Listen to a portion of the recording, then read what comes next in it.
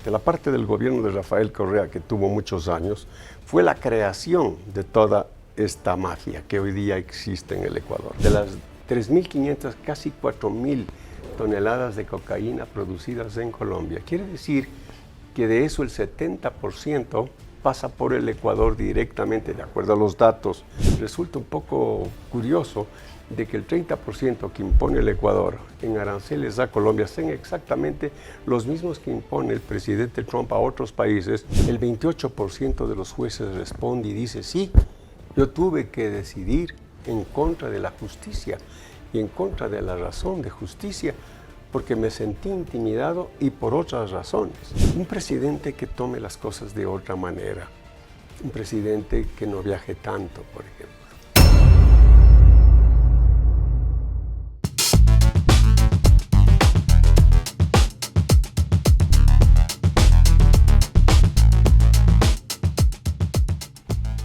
¿Cuál es el impacto que la decisión del gobierno a través del presidente de la República de gravar un arancel de seguridad a Colombia ha generado en el sector empresarial?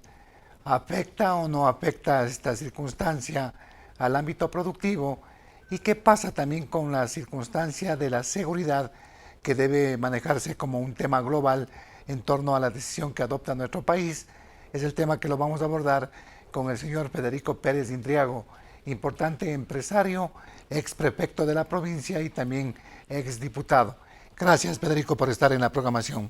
¿Cómo ven ustedes en este ámbito lo que está pasando en este momento en el país? Bienvenido. Muchas gracias, Osvaldo, por la invitación.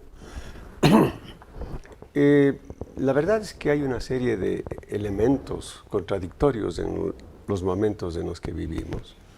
Y digo contradictorios porque por un lado usted ve todo lo que significa la seguridad nacional, lo cual es lamentable, hemos ido más bien increciendo, no obstante del famoso proyecto Fénix que se presentó en la campaña primera del presidente actual y aquellos acontecimientos que tienen que ver con la justicia en términos generales o la fiscalía dentro del término de justicia, que opacan la realidad sobre lo que significa la seguridad y lo que significa el bienestar, el beneficio, y entre el beneficio y el bienestar, la inversión y todo aquello que el día de mañana podremos obtener como un beneficio general en la población. Pero todo es contradictorio, digo, porque no obstante de lo primero, que es un desastre general, las empresas siguen trabajando.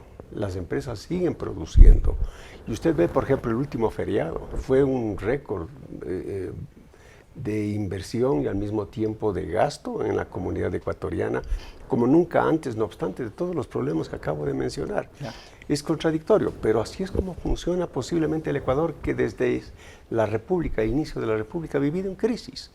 Y hoy día no deja de estar en crisis y por lo tanto es parte posiblemente de nuestra vida, Osvaldo. Ya, pero puede ser esta una crisis que involucra inclusive el ámbito institucional, tomando en cuenta las circunstancias de la delincuencia y la incidencia del narcotráfico en este momento dentro de la institucionalidad del país, Federico.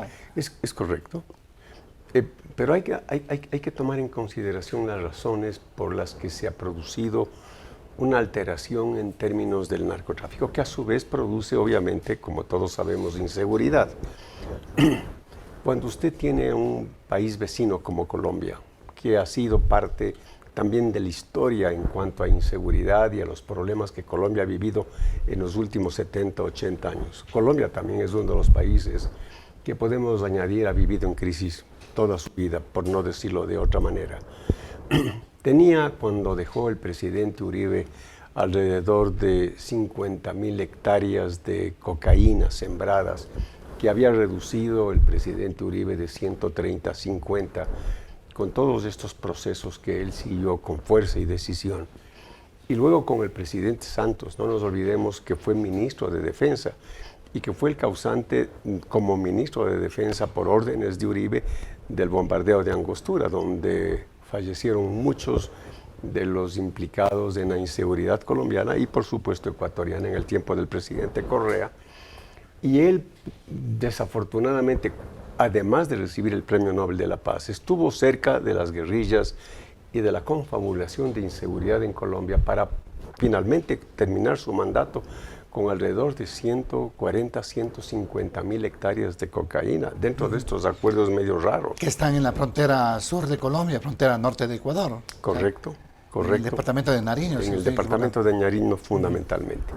Entonces, cuando usted ve eso, quiere decir que el Ecuador tiene que, o debía haber tomado en consideración, que tarde o temprano se le iban a producir problemas complicadísimos, porque ¿por dónde más puede salir la droga? Cuando evidentemente la cercanía de la producción de la cocaína está en los puertos ecuatorianos. Y entonces, cuando sale o gana el presidente Petro, hoy día están en 350.000 hectáreas de producción, y 350.000 hectáreas quiere decir que producen alrededor de 3.800, 4.000 toneladas de cocaína por año. Y usted ve los índices que han permitido a Colombia tomar acción en esta presidencia, la cual también hay que cuestionar con toda franqueza, y se han incautado 190 toneladas de cocaína en la producción de cocaína en el sur de Colombia, como usted bien lo dice. En Colombia, ¿no? En Colombia. Como reconoce el propio gobierno de Colombia. Así más es. o menos 200 toneladas de cocaína, pero usted señala que la producción supera las 3.000 toneladas de cocaína. O sea, es una insignificancia prácticamente Claro. lo que se está incautando. Exactamente, entonces claro, cuando usted toma eso en consideración. Y por el otro lado, en el Ecuador se han capturado más de 200 toneladas de cocaína. Quiere decir entonces que desde las 3.500, casi 4.000 toneladas de cocaína producidas en Colombia, quiere decir que de eso el 70% pasa por el Ecuador directamente, de acuerdo a los datos que han sido absolutamente clarificados y obtenidos con total profesionalismo, y que además es parte de que el 70% es distribuido a nivel mundial por parte del Ecuador, y el Ecuador captura más de 200 toneladas y Colombia, la productora, 180 o casi 200. Usted se dará cuenta que el problema es bastante complicado, es bastante álgido, porque quiere decir que Colombia no está haciendo absolutamente nada y le ha transmitido al Ecuador todo su problema, o más bien dicho, le ha creado al Ecuador lo que Colombia debía haber tenido como problema, precisamente producto de los gobiernos que Colombia ha tenido en los últimos pero años. en este caso, la decisión del gobierno, a través del presidente Noboa, de grabar una tasa arancelaria del 30%, ¿está justificada en este caso para de pronto llamar la atención a Colombia y decirle, mire, necesitamos que hagan algo en la frontera sur de ustedes, que haya controles? No se puede esperar que se hayan replegado 50 kilómetros de la frontera con Ecuador las fuerzas militares colombianas. Pues, ¿qué control puede haber en ese caso? Esa es otra pregunta muy interesante. Yo creo que el condumio de todo esto viene desde Estados Unidos. Y viene de Estados Unidos a partir de la ley Monroe de 1800, a principios del siglo XIX. Esa ley que está aplicada nuevamente hoy día por el presidente Trump, que a propósito ya cambió de nombre. Hoy es la ley con el apellido de Trump. Sustituyó a Monroe por su apellido, y es la ley que hoy día está practicando. Determina que Trump tiene como lógica convicción, para él, no digo para nosotros, tiene una convicción de que Latinoamérica y América, que es obviamente de acuerdo a la ley Monroe, que fue creada para proteger a Estados Unidos con su seguridad a través de intervención en países latinoamericanos en el año, ya estoy hablando de los inicios de los 1800, quiere decir que Trump tiene esta mira muy clara para proteger, según él, los intereses de los Estados Unidos, no solamente en términos económicos, sino de seguridad.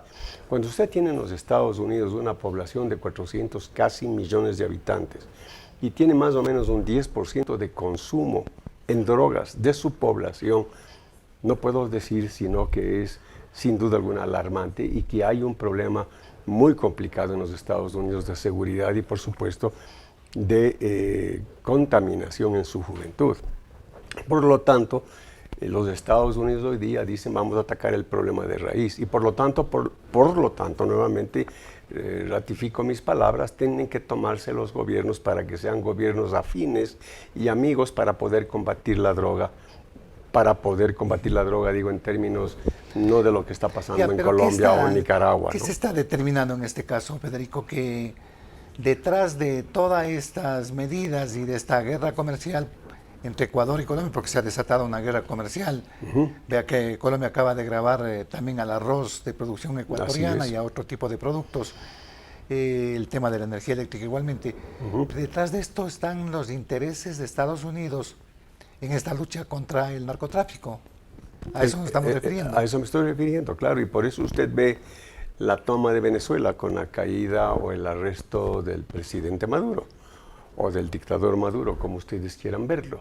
Y por eso influye mucho en las elecciones de Chile, y por eso influye mucho en las elecciones o en los programas políticos del Perú, que a propósito es un cuento aparte. Y por eso tiene solamente hoy día en Latinoamérica Brasil, y por supuesto con Petro en Colombia, y hace todos los esfuerzos suficientes como para que no vuelva a ganar la izquierda en Colombia.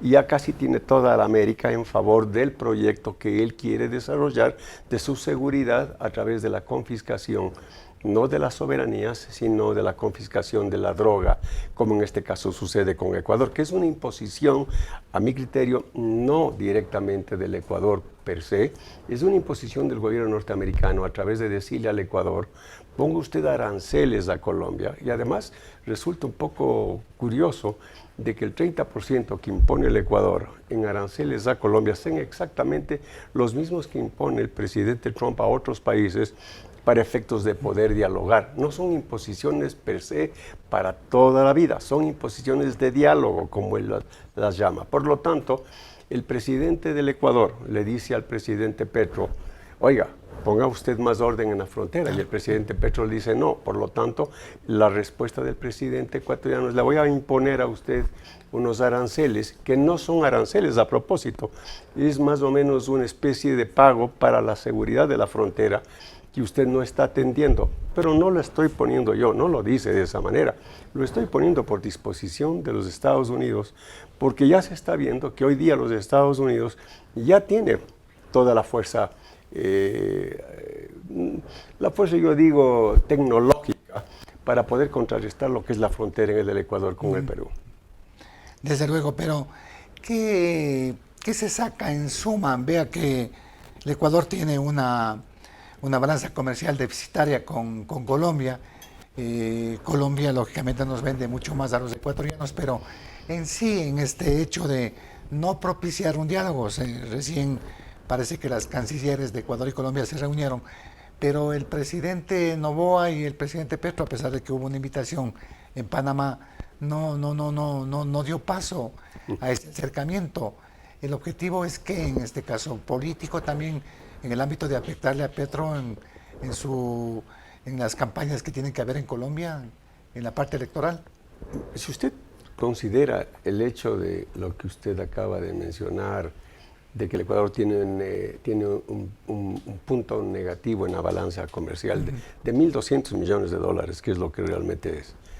Por otro lado, no se ha tomado en consideración que el gran porcentaje de importación del Ecuador de Colombia tiene que ver mucho con materia prima, que es transformada en el Ecuador y es reenviada en exportación al mundo entero. Por lo tanto, no se puede decir que el Ecuador importa y tiene una balanza comercial negativa, porque 1.200 millones de dólares se consumen dentro del Ecuador en términos generales. No, es que son transformadas esas materias primas para la exportación, como acaba de mencionar. Si usted toma en consideración eso, no es tan negativa la balanza comercial, visto bajo el punto de vista comercial.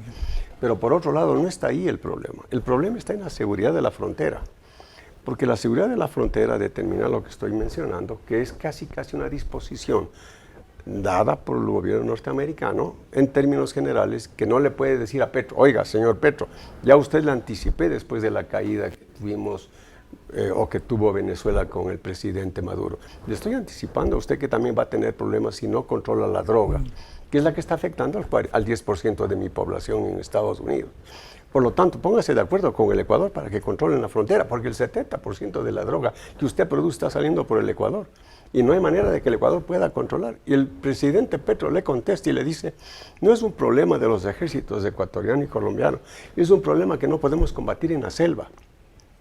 Y usted conoce perfectamente bien que la tecnología de hoy día en el mundo, sobre todo la norteamericana, ya no necesita tener bases en ninguna parte como tuvo en aquel momento en Manta. Hoy día la tecnología determina que los Estados Unidos sabe exactamente dónde están los cuarteles de insurrección o dónde están los cuarteles o los campamentos que tienen que ver con la fabricación de droga. Lo sabe, pero no puede actuar porque sería una invasión a la autonomía y por supuesto a la seguridad de los países latinoamericanos. Lo hace a través de los gobiernos amigos, como en este caso el Ecuador, o en este caso Argentina, o Chile, cuando se posiciona el nuevo presidente. Pero el gobierno de Petro se verá abocado en este caso ante las circunstancias tanto de la incidencia de los Estados Unidos, así también como la posición del Ecuador, de ponerle mayor atención, de volver quizás a hacer mayores operativos dentro de lo que significa el control de la frontera y esta lucha en contra del narcotráfico, porque parece que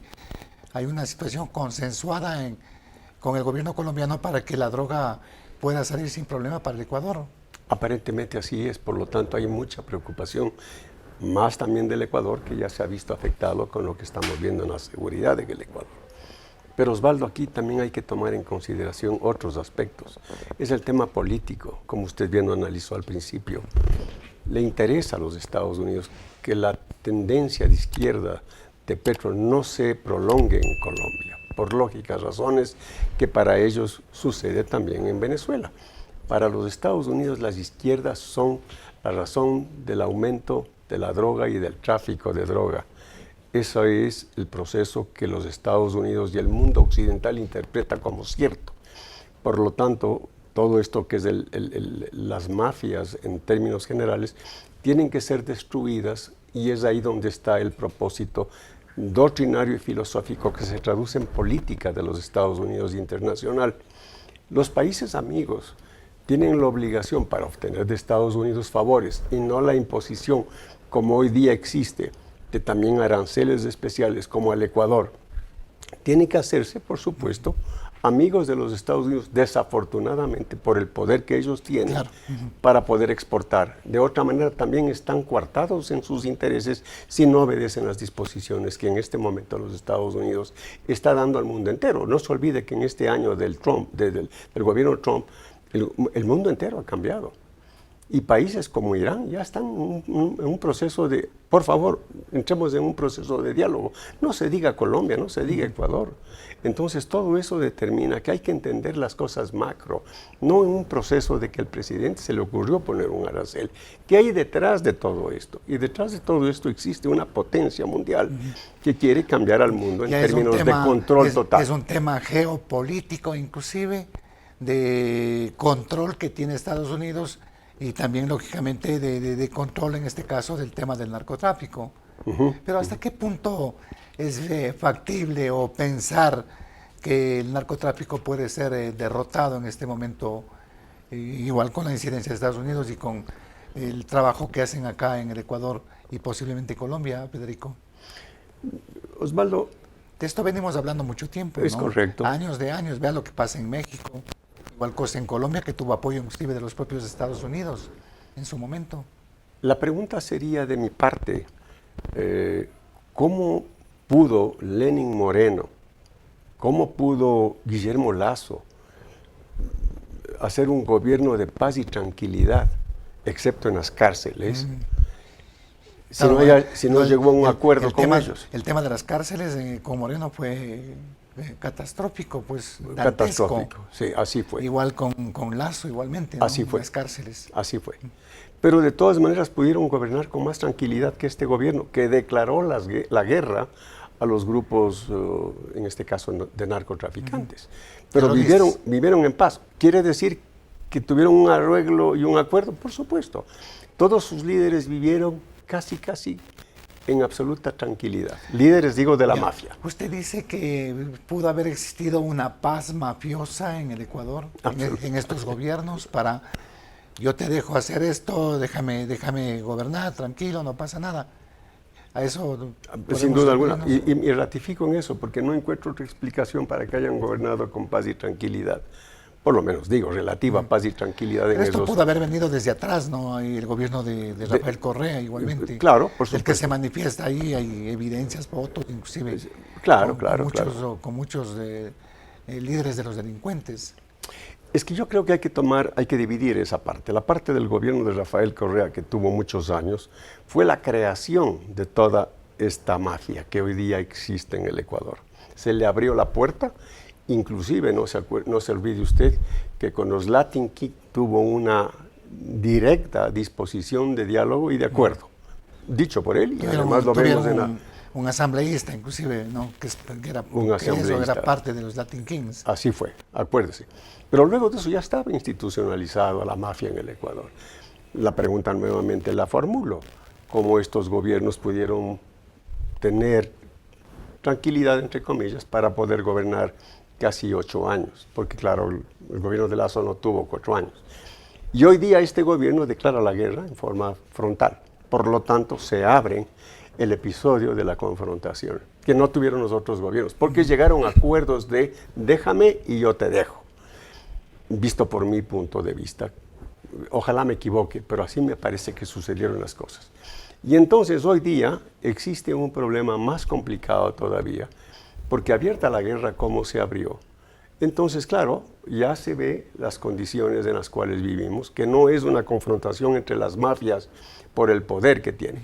Hoy día existen inclusive estas mafias dentro, ya en la organización, no solamente en la justicia ecuatoriana y en la política, sino inclusive en el empresariado. Usted vaya, por ejemplo, a la provincia de Los Ríos y a la provincia del Oro, ahí existen más o menos 1.500 millones de dólares, dicho por los analistas y la policía misma, 1.500 millones de dólares en inversiones en la agricultura de todos estos grupos mafiosos, en el banano, en el café, en el cacao. Ya están compitiendo directamente en la producción. En el área productiva. Y en la exportación. En la agroexportación. Así es. Entonces, cuando usted toma, por ejemplo, todos los containers que salen de banano y de café y de todos los productos agrícolas que el Ecuador tiene por bien de nuestro país, y es esta a su vez violada dentro de los puertos o fuera de los puertos para la inclusión de droga, la pregunta es, ¿y toda la producción agrícola que las mafias ya tienen por su propio control en los productos que acabo de mencionar, cómo controlan que desde el origen del ensamblaje o el montar la fruta en estos containers ya no venga directamente la droga que está controlada por estos grupos? Entonces ya no es un problema simplemente político ni tampoco de justicia, es un problema además económico. Y es tan potente, y no estoy hablando sino de lo que hoy día conocemos, pero todo lo que es la minería ilegal produce tanto dinero que se estima que en el Ecuador, en todo lo que existe en términos del flujo económico que está en manos de la comunidad y los bancos, hay 12.000 millones de dólares de influencia de todas estas manifestaciones equivocadas e ilegales. De economía criminal, digamos. De la economía criminal. Entonces, claro. 12.000 millones. 12.000 millones de dólares. ¿No? Muchos se dicen estima, que puede ser mucho más, inclusive. Sin duda alguna. Pero póngale 12.000. Esos 12.000 ¿Cómo contrarresta usted eso? Los que se están lavando este momento en el país. Y yo hago referencia de acá en el país, vemos mucha bonanza, a pesar de que no hay oportunidades de trabajo, no hay circunstancias de inversión mayoritaria acá en nuestro medio, pero usted ve los feriados movilizándose mucha gente, carros de alta gama en nuestro país. Entonces hace pensar realmente que las cosas se están dando con el narco lavado acá en nuestro medio. Es cierto, el presupuesto nacional, que es de más de 30.000 millones de dólares, el Producto Interno Bruto, que es de más de 100.000 millones de dólares en nuestro país, y usted observa las exportaciones de nuestro país en un porcentaje aproximado del 15-20% sobre el presupuesto nacional. Y usted, por otro lado, dice, y los 12.000 millones, que viene a ser casi la tercera parte del presupuesto nacional, ¿de dónde sale? Es evidente que sale de todo lo que estamos conversando, de la minería ilegal y de todos estos grupos que manejan ya inclusive la parte empresarial. Esta influencia determina, y uno se pregunta, ¿y cómo es posible que el Ecuador, que es dolarizado, no tenga los problemas de dolarización o el día de mañana como se ha venido conversando durante los últimos gobiernos, de que la dolarización está en peligro y que vamos posiblemente a volver al sucre o a cualquier moneda que se interprete. Hoy día no existe problema de la dolarización. Hoy existe tanta liquidez en los bancos y usted el día de mañana puede observar los créditos que usted tenía, por decir algo, hipotecarios, para compra de terrenos al 9,5, 9,75%, usted los puede conseguir hoy día en 6,75, 7%. Claro, hay muchos que están poniendo en 5%, ¿no? Correcto. Bueno, bancos del Estado inclusive, que están en esa tasa. Pero ¿qué es lo que pasa? ¿Por qué es preocupante este tema? 12.000 millones y los controles. Vea que esta economía criminal inclusive ha permeado, como usted dice, el sector empresarial, ha permeado la institucionalidad inclusive del país. Ahí están jueces, hay gente de militares, policías, hay gente de la institucionalidad mismo que está metida con este tema. ¿Qué pasa con los controles o qué pasa con las entidades que tienen que estar detrás de esto? La propia UAPE, la super de bancos, la super de compañías, el SRI, ¿están haciendo su trabajo como tiene que hacer? ¿O hay una complicidad o hay una situación de mirar y dejar hacer, Federico? Yo creo que vamos por lo último, mirar y dejar hacer, porque la composición general de esta ecuación finalmente termina siendo la corrupción. Entonces, claro, hay que interpretar que hay tanto dinero en la corrupción manejándose en todos los campos, que yo me pregunto, ¿cómo hace un juez, más allá de que puede ser intimidado, para dar justicia a quien la debe tener? Cuando usted encuentra que en la última encuesta que se hace, me salgo un poco del tema, el 28% de los jueces responde y dice, sí, yo tuve que decidir en contra de la justicia y en contra de la razón de justicia, porque me sentí intimidado y por otras razones. Esto quiere decir entonces, y usted comprenderá, que la fuerza que tienen, no solamente económica, sino por supuesto también de lo que los jueces determinan y confiesan, es un tema bien complicado. Vaya ya inclusive usted a ver en empresariado. Hay casos que yo conozco en el agro, donde usted está sentado, el pequeño comerciante o el pequeño agricultor o grande agricultor, sentado en su propiedad. En el momento de descanso, llega un grupo de personas a ofrecer la compra de su propiedad. Y le dice, ¿y cuánto me pagarían? Y dice, le voy a pagar tanto, que significa 3, 4 veces más de lo que su propiedad cuesta. Y el otro dice, no, no la estoy vendiendo, no está de venta mi propiedad. Tiene además un valor familiar. Al día siguiente regresan y le dicen, yo le ofrecí tanto, hoy día le ofrezco la mitad.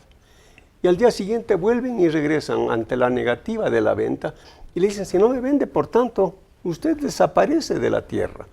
Y el individuo no puede acudir a la justicia, no puede acudir a la policía, porque es tan grande el problema que se ve obligado a vender su propiedad. Y por eso usted ve en las provincias que estoy mencionando que gran parte, no digo gran parte, tierra que debe estar en manos de estos agricultores o de gente, se vio obligada a vender o vendió porque obviamente el pago fue exagerado y tuvieron que vender por razones A o B. Eso está sucediendo. ¿Eso está pasando en este momento, Federico? Sin duda alguna, sobre todo en el agro, sobre todo en el agro. No estoy diciendo qué pasa en la bolsa, no estoy diciendo quién está comprando acciones de las compañías en bolsa donde usted no tiene ningún control, donde usted puede comprar desde el extranjero o puede tener una compañía anónima o una persona totalmente fuera de su propia compañía o de su propio interés y comprar compañías y obviamente acciones de cualquier parte con dineros que no son obviamente rastreables. A eso me estoy refiriendo. Ahora, ¿cómo termina eso? Es bien complicado, hay que entender las cosas. Y eso es un llamado, obviamente, no solamente a las autoridades, sino también a los inversionistas. Bueno, pero por eso, ¿cómo termina este tema? ¿Cómo se controla esta situación? Que ya más bien parece que estamos viviendo en una especie de un estado mafioso, camino a un narcoestado. Acordémonos que ya nos calificaron, inclusive en su momento, como un narcoestado, por lo que está pasando en el país, Federico. Pero lo que usted acaba de señalar es realmente acuciante, pues. Es complicado y por eso, repito, hay un interés manifiesto de otros países, en este caso países muy claros y transparentes de Europa no sé si tan transparentes como Estados Unidos, pero lo están haciendo, de terminar con todo esto, que no es solamente un problema ecuatoriano, es un problema mundial, como es lógico suponer. ¿Cómo usted puede controlar lo pequeño que significa Ecuador con respecto a lo que podría significar los mismos Estados Unidos?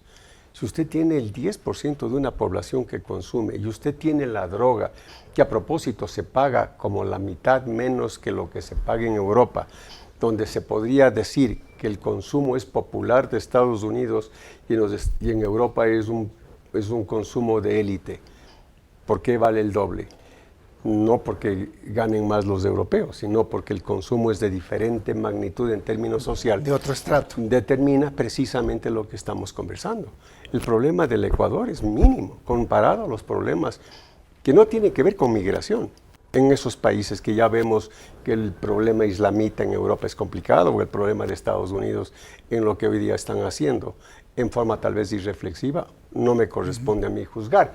Pero el problema la persecución a los migrantes, dice usted en este caso. Pero el problema es de otra naturaleza. Y es bien complicado, porque la juventud, porque en el mundo entero está siendo parte de un proceso de contaminación, y esa contaminación no solo es física, sino inclusive es mental. Y por lo tanto yo creo que el problema del Ecuador se vincula, por eso digo, no es un problema aislado, es un problema que está ligado a un proceso de órdenes de, en este caso, Estados Unidos o de países europeos que están haciendo liga para terminar con este mal mundial. Entonces, ¿estaríamos por buen camino al estar aliados a los Estados Unidos en este caso? Yo creo que sí. En esta lucha que también está dando los Estados Unidos, apoyando o asesorando a países como el nuestro, como Ecuador. Yo creo que sí, Osvaldo, porque fíjese usted, las órdenes dadas por el presidente de Colombia retiran las Fuerzas Armadas de 40 a 60 kilómetros hacia adentro, es decir, dejan la frontera completamente libre y aislada. Esto quiere decir que bienvenidas las fuerzas extranjeras, no digo en presencia, pero con su tecnología y con su aporte económico para reforzar el combate que el Ecuador está librando a diestra y siniestra, con todos los problemas, inclusive de corrupción, que están interviniendo dentro de las Fuerzas Armadas y la policía, como vemos, que felizmente son mínimas, porque si fuera como en Venezuela, digámoslo con franqueza, aquí no habría nada que hacer. Felizmente son mínimas y son detectables por las mismas Fuerzas Armadas, que siguen siendo el que mayor tiene credibilidad en el Ecuador. Por lo tanto, hay que dar gracias a que ello suceda. Y entonces, hay que entender que hay que dar la bienvenida a las fuerzas internacionales para que ayuden al ejército ecuatoriano y a la policía, que por otro lado son mal juzgadas por otros lugares, a que hagan su trabajo en forma correcta por el beneficio de la comunidad. Claro, se necesita el apoyo, ¿no? En este caso, porque le veo esto es global, pues entonces esto no es un tema ni siquiera regional, es un tema que involucra prácticamente a la globalidad, con Estados Unidos, con Europa y los países de América Latina, porque este tema también es regional en nuestro medio, ¿no? ¿Y qué pasa, Federico? Yo le preguntaba de los controles. Mucho se habla de que esta cantidad enorme de plata que tiene la economía criminal sustenta prácticamente inclusive la estabilidad del país, pues estamos hablando de la dolarización en este caso. ¿Qué pasaría si es que no hay esa plata de la economía criminal en nuestro medio? Esa es una pregunta bien complicada de responder, porque en el fondo el Ecuador no produciría suficientes dólares para mantener la dolarización, es imposible. Si las exportaciones ya hemos visto dentro del presupuesto nacional son limitadas, aunque sí han aumentado sin duda alguna, pero no son suficientes para ingresar suficientes dólares. No existe inversión internacional y extranjera en el Ecuador como para decir, acabamos de recibir 10.000 millones de dólares para hacer el puerto de Guayaquil, por decir algo. No existe, por lo tanto tampoco existe inversión extranjera para decir que se está supliendo o se está pronunciando el Ecuador en su dolarización a través de la inversión. ¿De dónde salen los dólares, Osvaldo? ¿De dónde salen los dólares? Si las importaciones son limitadas, no hay inversión y no puede el Banco Central tampoco producir dólares en sus máquinas porque viene desde los Estados Unidos. Mi pregunta es, ¿cómo sostiene usted la economía nacional si no hubiera influencia de esta naturaleza. Fíjese usted, el oro está en este momento en $5.400 la onza. $5.400 la onza. ¿No? Impresionante. ¿Cómo subió el tema del oro? Fíjese, las minas ilegales que antes vendían el oro, la onza en 1.800, 2.000, hoy día casi han triplicado su ingreso. Me pregunta, ¿quién no quisiera tener una mina ilegal, por decirlo de esta manera, en términos incorrectos, si están haciendo la plata que ni siquiera hace la droga? Entonces, evidentemente, usted ve que es complicado para el gobierno atender todos estos focos de infección que se van produciendo por este interés económico que no es ecuatoriano, es mundial. Si no hubiera demanda de consumo de drogas, el Ecuador no tuviera oportunidad de exportar el 70%. Pero existe, obviamente, consumo de droga. Por lo tanto, la respuesta es ¿quién les provee? Si no hubiera un dólar o una onza de oro en 5.000 y pico de dólares o desde 2.000 para arriba, el Ecuador no tendría minas ilegales porque no es adecuado ni tampoco es buen negocio producir una onza de oro que baje de los $1.500. Entonces, claro, usted ve que todo está jugando a favor de estos grupos y en detrimento del Ecuador y por supuesto aumenta lo que consideramos, el proceso universal o el proceso mundial de los Desde países. luego. ¿Esto tiene salida desde su punto de vista con esta lucha que se está dando en este momento internamente en nuestro país? Se tiene una guerra interna con los grupos de delincuencia organizada y ahora con problemas en la frontera, tratando de controlar minería ilegal, etcétera, etcétera. ¿Hay salida, Federico, a este tema? Osvaldo, yo sí creo que hay salida, francamente.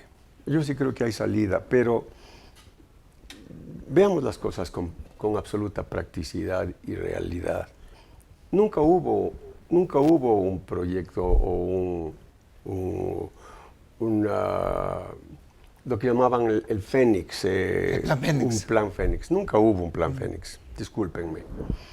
Por lo tanto, fue creado simplemente por las circunstancias de querer cumplir con un ofrecimiento de campaña. Hoy día se abre una tercera etapa del famoso Plan Fénix, que ya no existe. Ya una hoja de ruta, ¿no? Una hoja de ruta. Este bloque de seguridad Exactamente. que lo hace la policía y las Fuerzas Armadas. ¿A través de qué? A través de la confluencia de los Estados Unidos en su apoyo a la lucha contra el narcotráfico. Y la pregunta sigue siendo pertinente de parte suya. ¿Es posible? Claro que es posible. Pero para hacer eso tenemos que tener otro concepto de liderazgo, a mi criterio, en el Ecuador. Que no son solamente propaganda o un ministro como el que tenemos del Interior o un ministro de Defensa, que sin duda alguna están haciendo lo posible, sino una cabeza de gobierno que no vaya tampoco por las cámaras a instalarse en Durán y decir aquí estoy para contrarrestar a toda la mafia de Durán, o que haga lo que hizo de crear un gobierno en Latacunga cuando la insurrección en Imbabura. Un presidente que tome las cosas de otra manera, un presidente que no viaje tanto, por ejemplo, un presidente que esté más inmiscuido en la realidad nacional sin tener dos ministros que están haciendo un trabajo, a mi criterio, estupendo, pero no suficiente.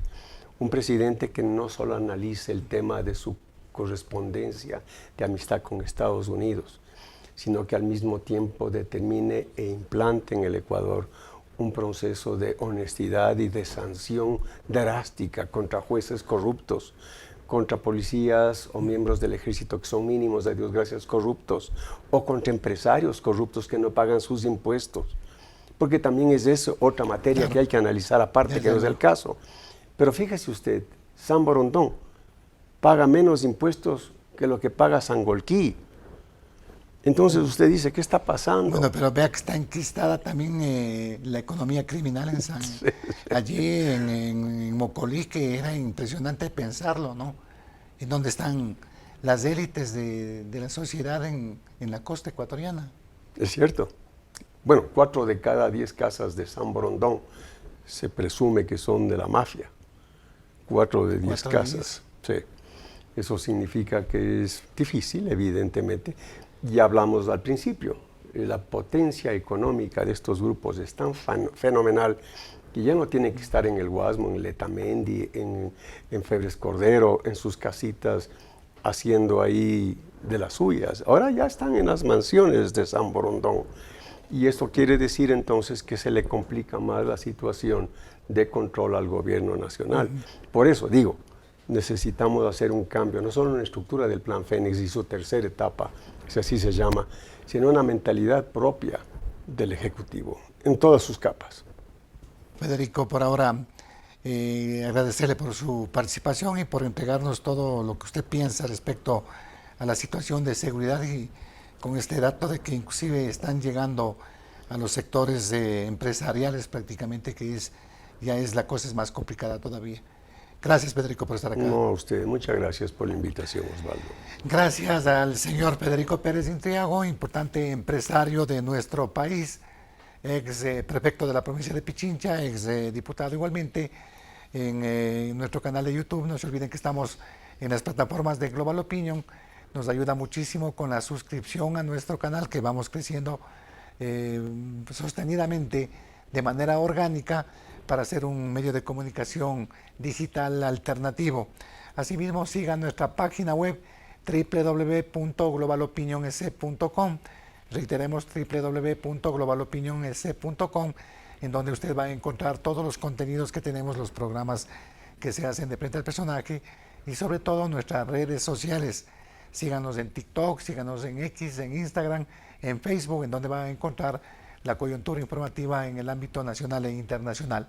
El programa llegó gracias al apoyo de Thunder Mammoth. Más fuerte, más versátil, más eficiente. No olvide que Frente al Personaje se emite de lunes a viernes a partir de las 17 horas. Mire el programa, analice el contenido y compártalo, y vamos a tener una sociedad que cada vez va entendiendo más lo que está sucediendo en el ámbito coyuntural en el país. Volveremos en las próximas horas con nuevos invitados y un nuevo tema. Osvaldo Morocho Empudia les agradece por la sintonía.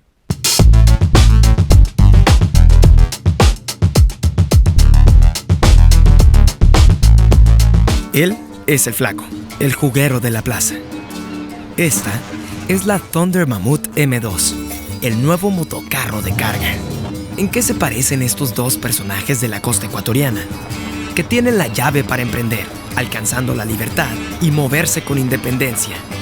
Eficientes y confiables por cualquier parte que vayan. Una herramienta de trabajo que cambia vidas, eliminando varios viajes, ahorrando tiempo y recursos. Thunder Mammoth M2, fabricados para durar, diseñados para ahorrar.